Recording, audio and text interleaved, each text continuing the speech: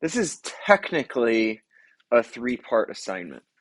So the first part that I'm going to pass out to you guys is a copy of our old textbook, and I'll explain.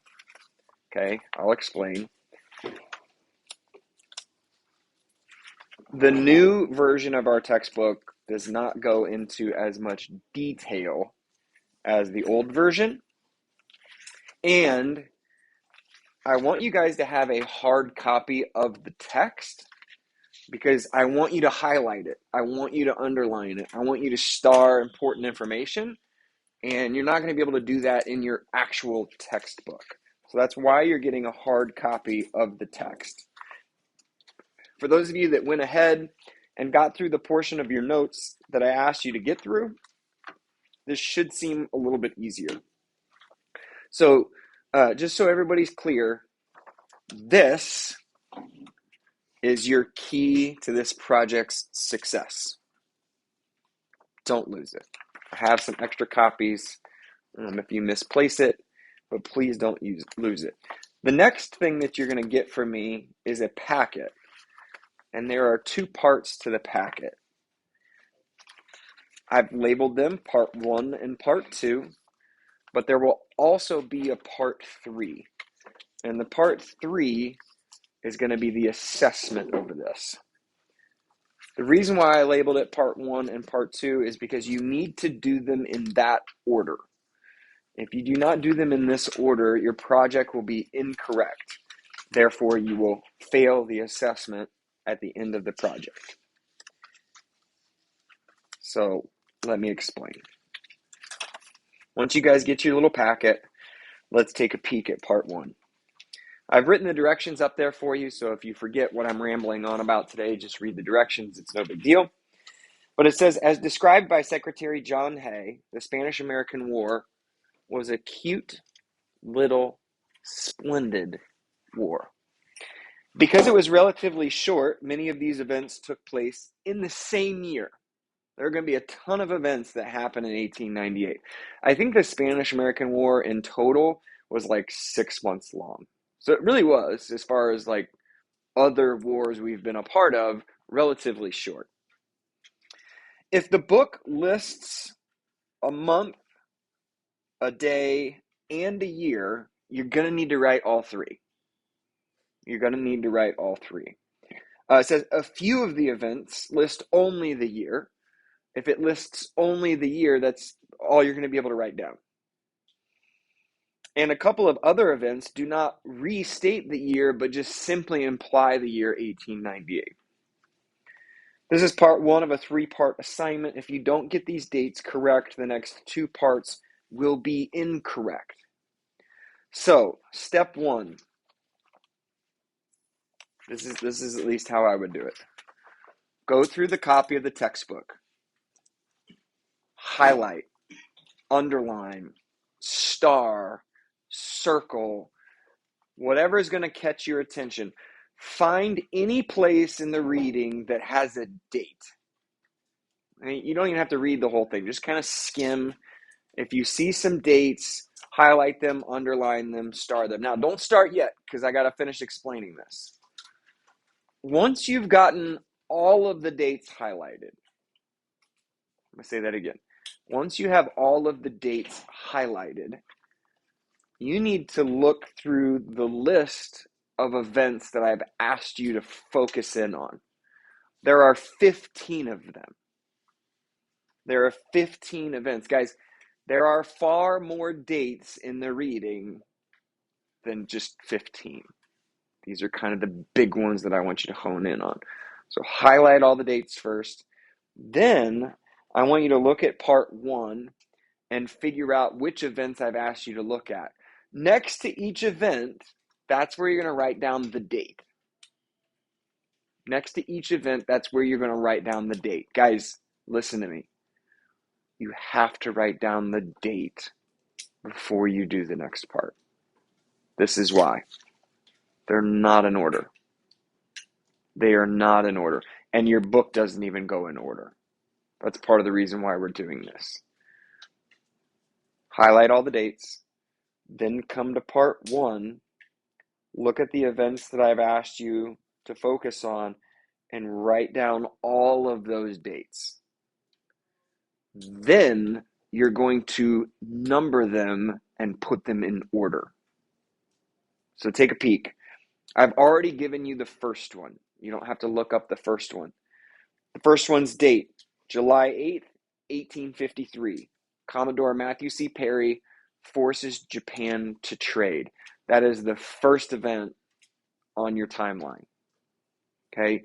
Please do not try to put them in order until you have all of the dates written down first. I promise if you do it that way, you're going to be erasing and rewriting all day.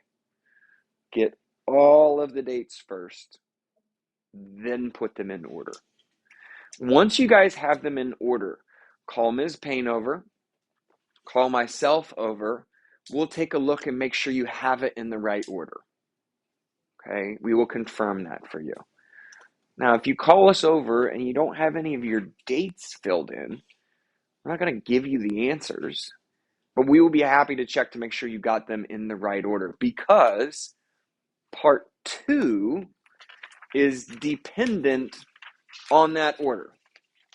And this is really kind of the meat and potatoes of the project. You guys are going to create a timeline, but it's not, let's get a big sheet of construction paper, draw a line, and write a bunch of dates on there. We're not doing it that way. Okay? But you'll notice part 2 has 15 boxes.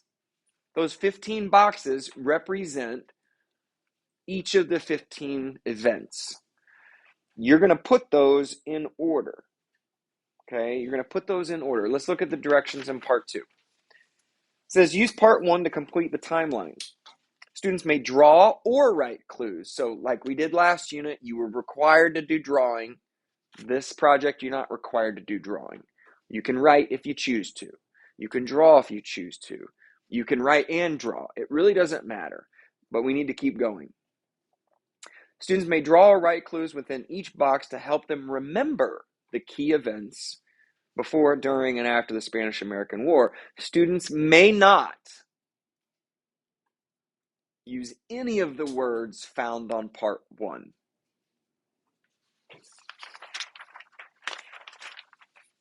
You cannot use any of these words.